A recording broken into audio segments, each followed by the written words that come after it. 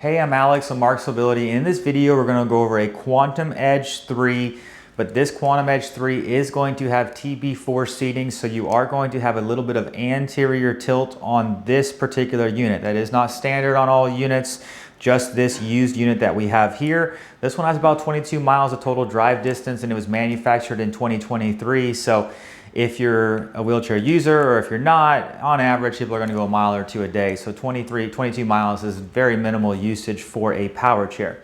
I'll get into some of the seat functions here in a minute, but I'm going to go over just some of the base at first. So this is a 300-pound weight capacity unit. It is a mid-wheel drive design, which means your large, solid 14-inch drive wheel is going to be located in the middle of the chair. And then you're going to have 6-inch caster wheels in the front and the back. So mid-wheel is going to be a chair that is going to be good for inside in smaller spaces, and then also for outside on compact ground. So you can still go a little bit off of the path as long as it's not going to be sandy or really, really soft bottom ground. But it is going to be intended for somebody that is going to be, typically inside and outside on a paved surface. And another useful feature with this is it is going to be good if you are using something like a mobility van with a side entry, because you are going to be able to turn easier into a side entry van than you would be with a front wheel driven unit.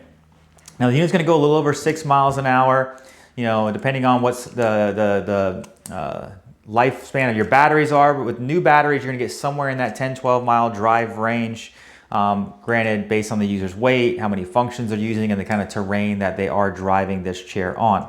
Now on the base, you are gonna have 4 tie down points. So you'll see one here in the front and one here in the back, and the same on the other side as well. And then Quantum does have really good suspension on their units as well. And if you stay towards the end of the video here, we are going to do an outside driving demonstration so you can see what I look like sitting in the chair, kind of going over some of these functions as well.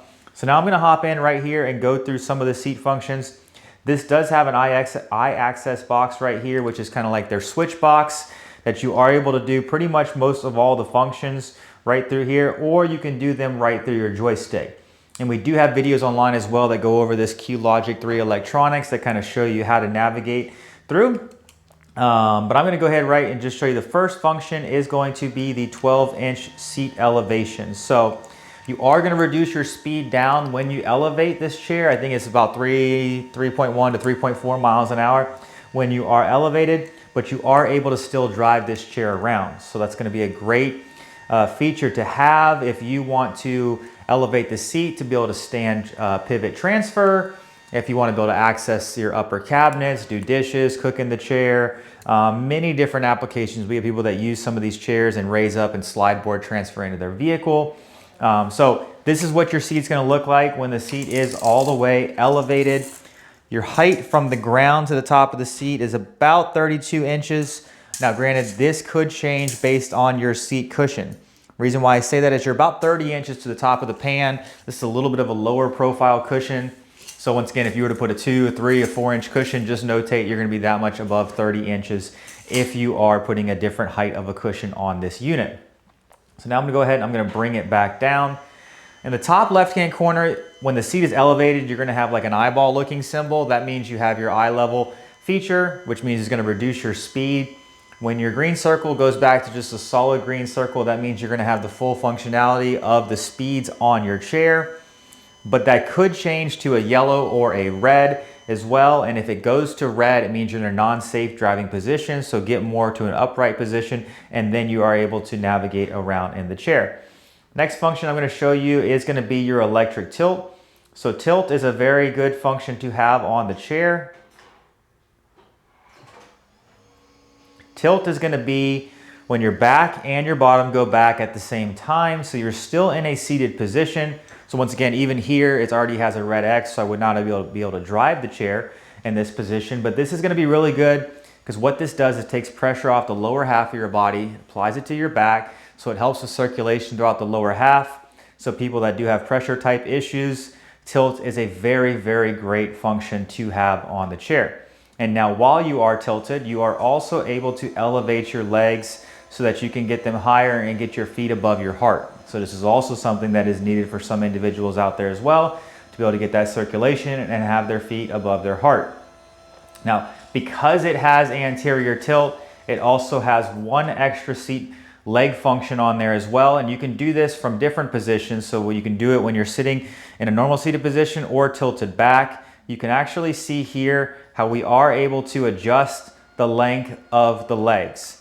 So before, if you did not have this TB4 type anterior seating on there, you would not be able to adjust those legs from the foot plate to ground height.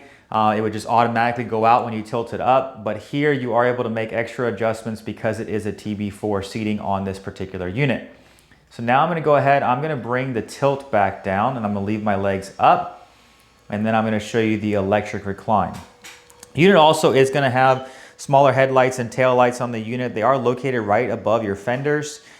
This is a switch right here, like it's a little egg switch that can be mounted anywhere on the chair, but this is where it's located now, but it really sits on Velcro, so you can mount that almost anywhere else on the chair. And let me get my legs all the way back out. And then I'm going to show you electric recline. So electric recline is pretty straightforward. It's basically just your back going back so that you're in more of that lay flat type position. So I just want to kind of show you what it would look like if you were going to be fully reclined in this chair with your legs elevated, what you would kind of look like while laying back or sleeping in the chair. So it's not 100% 80-degree lay flat, but you would be in a good position if you wanted to relax, or some people actually sleep in these chairs as well. So that's the recline, that's your electric legs. And this is one of the only functions that you can do through the joystick where you can do both at the same time. So you can do your recline and your legs through the joystick at the same time. It allows you to highlight both of those functions.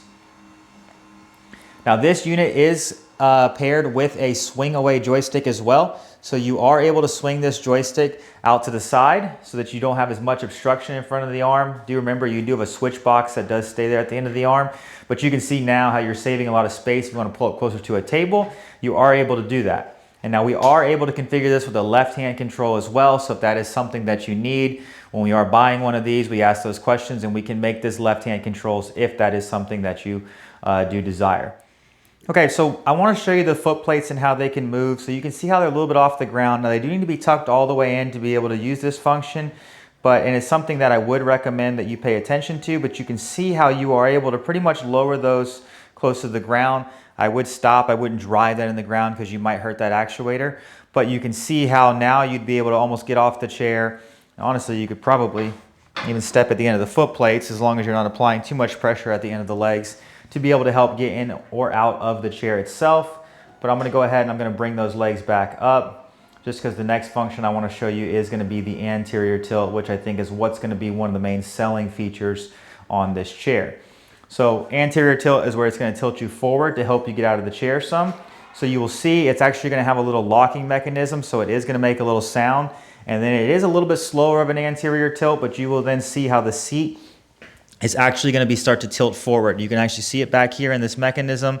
So you are going to have anterior tilt as well. It does adjust the legs a little bit also while you are in that anterior tilt position because it doesn't want you to drive them down into the ground.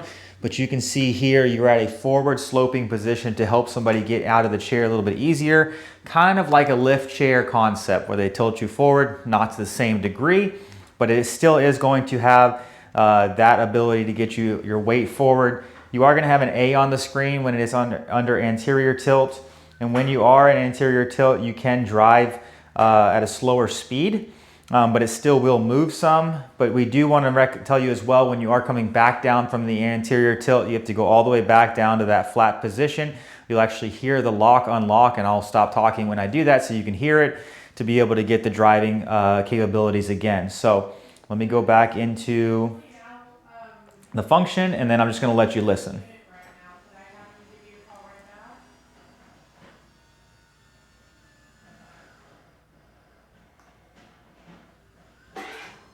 So that sound there is the unlock sound that you're going to hear. I continually held the button backwards, so that's why it went into the reverse tilt. But you have to hear that sound to be able to get back to your normal driving speeds.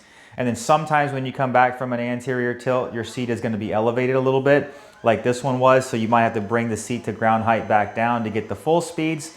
But once again, you're either going to see an A up here in the green circle, you're going to see an eyeball symbol, or you're just going to see a red X. So based on those The green circle is going to mean you're at full driving speed. The A means you're going to be in an anterior tilt, and the red is going to mean you're not in a safe driving position.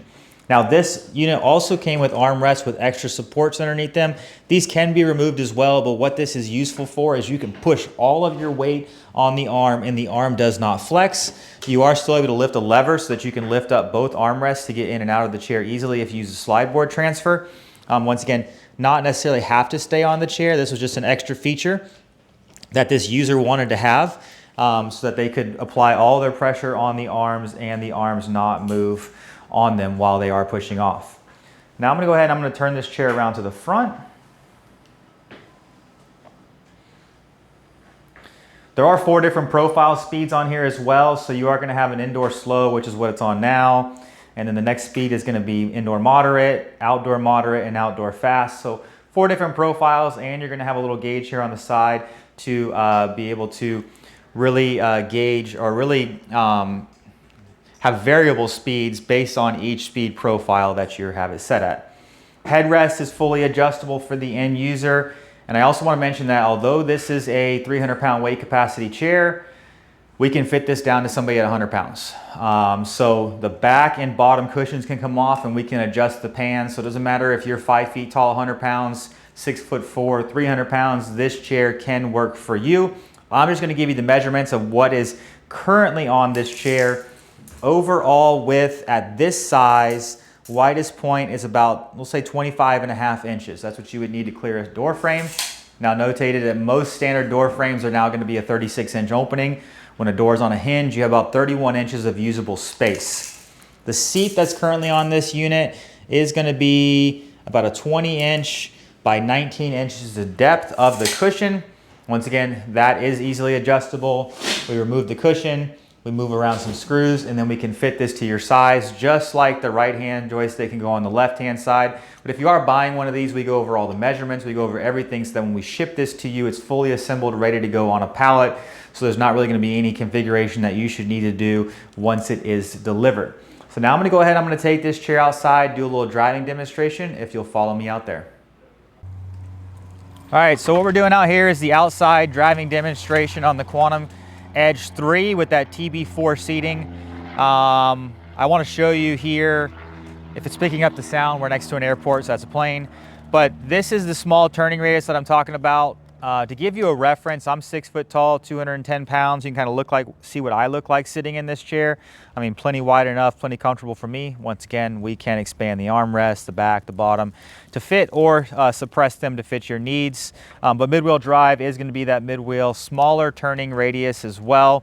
I'm going to go this way and then go that way. I think it's about something like 6.2 to 6.5 miles an hour. Let me just see what it tops out, top end speed. I'm getting, yeah, 6.2. It's about accurate on the unit. While I'm doing this, I'm going to go ahead, I'm going to start to raise up my seat as well, because the seat does slow you down in speeds when you are elevating as well. So you can do this while in movement, but as soon as that iLevel symbol kicks in, you are going to reduce your speed.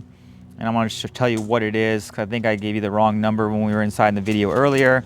Yeah, you're at about 4.5 miles an hour when the seat is elevated. So I think I said 3.1 to 3.5. It's actually a whole mile an hour faster than that at about 4.5 miles an hour. But you can see how the seat will begin to elevate.